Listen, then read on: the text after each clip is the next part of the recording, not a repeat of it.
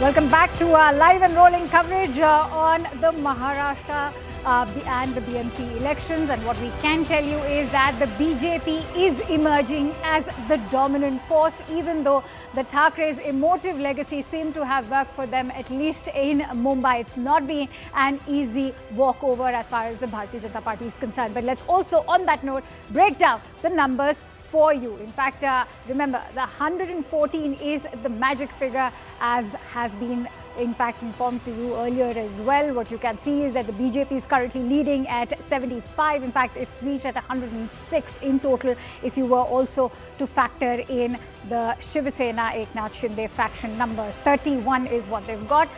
Let's also in fact take you through what Nagpur is looking like. BJP and Shiv Sena Eknath Shinde faction are standing at 78, Congress at 26, the Shiv Sena UBD faction at a dismal 0, NCP SP again at a dismal 0, and in fact Ajit Pawar NCP also at a 0. Let's also tell you what the numbers are looking for as far as Pimpri Chinchwad is concerned. BJP again as a formidable force emerging at 70, NCP in fact emerging at 41. This is an interesting seat given that there's been an alliance between both the Pawars. You're looking at the Shiv Sena UBT and MNS at a dismal 1, Eknath Shinde's Shiv Sena standing at 6, and of course Congress at 0. But if you were to look at BMC, the numbers are very interesting. Perhaps it could be a moment of introspection for the Congress party.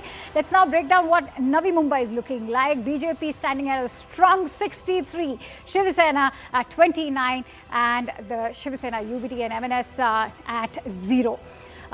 At the same time, it is the BMC numbers which are in fact looking extremely heartening for the BJP and the Shiv Sena Eknath Shinde, where the chatter is already suggesting that the Thackere legacy has already been decided. On that note, getting in breaking inputs, Mahayuti has crossed the 100 mark. It's inching towards the halfway mark, which remember is 114.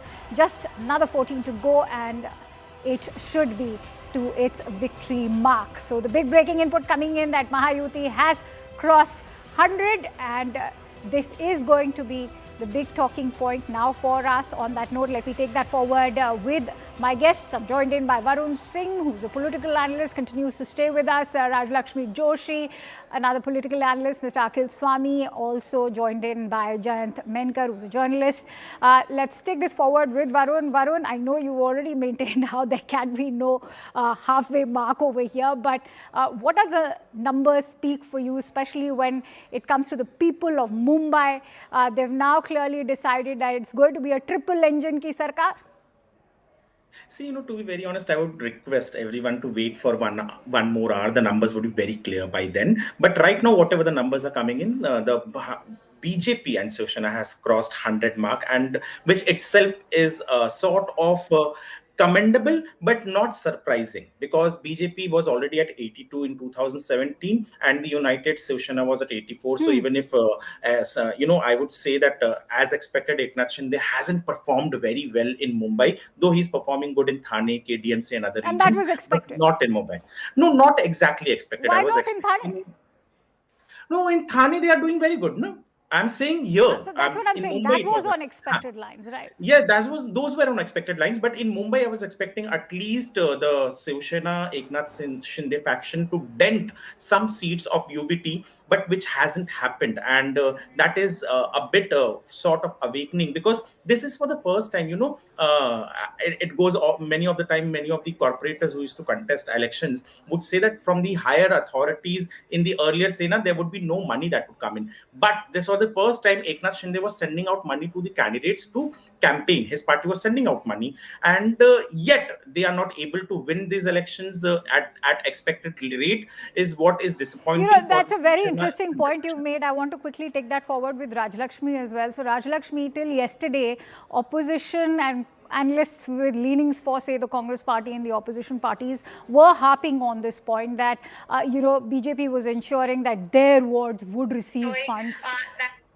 So how do you respond to that allegation? And now if they do come, say, to a majority as far as BMC is concerned, will that finally ensure that it's sabka share barabar?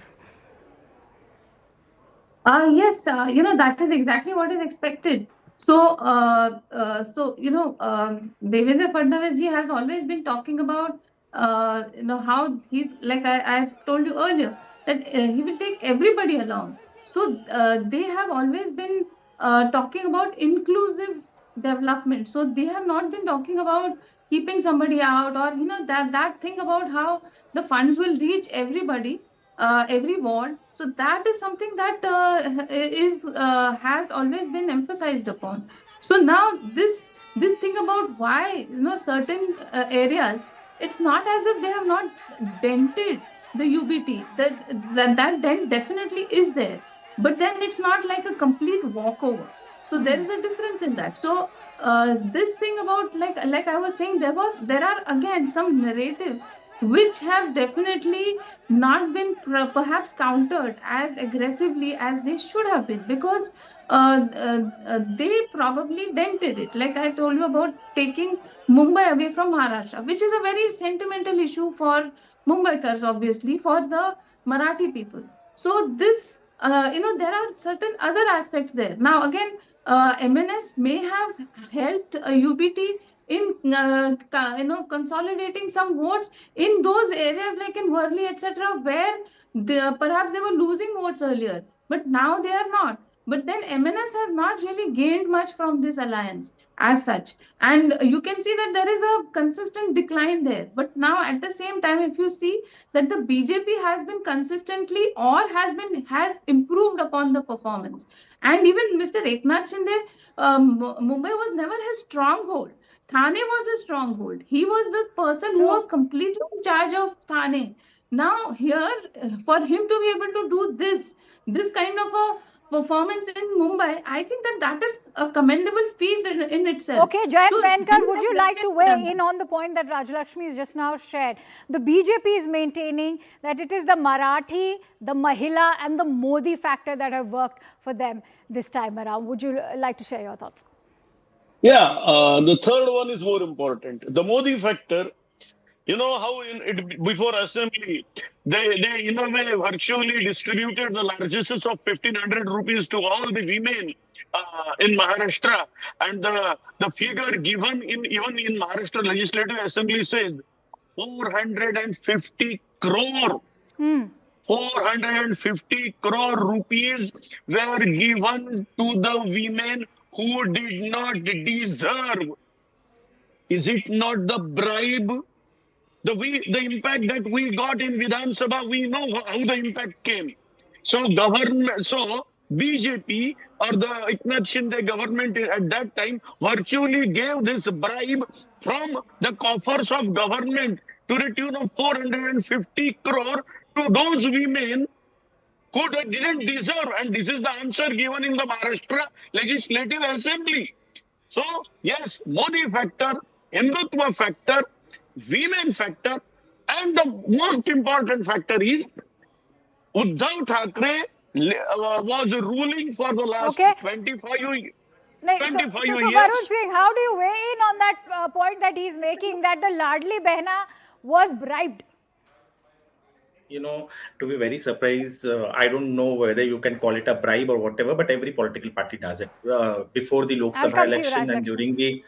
during the assembly election, Congress was also saying that 8,000 rupee khata khat scheme. So every political party does it, and whosoever does it properly wins the election. The Congress couldn't do it earlier; they couldn't come with DBT. The BJP did it here in Maharashtra. The BJP and JDU did it in.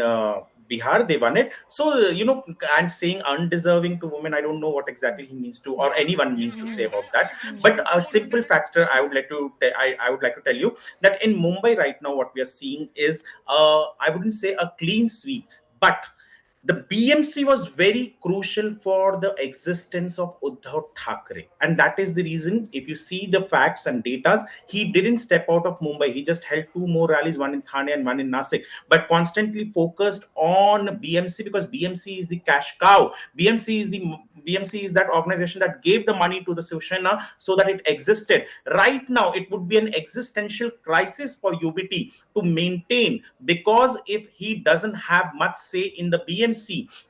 In BMC there is nothing called opposition or ye. In standing committee is the main committee that decides on almost all the True. projects, and it will have UBT leaders. But the problem will be, till now UBT has to have the chair over there. The standing committee chairperson belong to Uddhav Thackeray. Right now the standing committee chair will belong to the BJP or Eknath Shinde if they divide it, That's very but not to interesting. UBT. And that is where the money came from. That is where the projects were decided. That is where it was decided, okay, Mumbai will have this road, Mumbai will have that Nala Safai, Mumbai will have this contractor, and that thing is being snatched away from Uddhav Thackeray, which will come to him as a cultural So, shock, because Rajalaxmi,